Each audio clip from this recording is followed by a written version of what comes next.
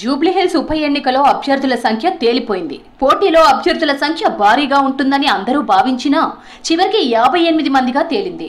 మొదటి నుంచి జూబ్లీహిల్స్ ఉప ఎన్నికలో భారీగా నామినేషన్లు దాఖలయ్యాయి. అందుకు తగ్గట్లుగానే 211 మంది అభ్యర్థులు నామినేషన్లు వేశారు. అయితే స్క్రూటినీ అనంతరం 81 మంది అభ్యర్థులు పోటీలో మిగిలారు. 23 మంది అభ్యర్థులు నామినేషన్ విత్డ్రా చేసుకున్నారు. దీంతో పోటీలో 58 మంది నిలిచారని తెలిపారు అధికారులు. జూబ్లీహిల్స్ ఉప ఎన్నిక సంబంధంగా విత్డ్రావల్స్ కంప్లీట్ చేయడం జరిగింది.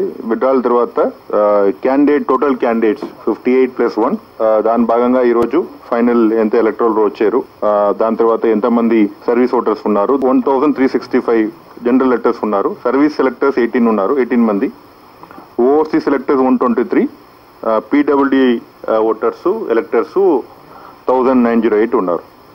సో 407 పోలింగ్ స్టేషన్స్ లో అన్ని ఏర్పాటు చేయడం జరిగింది.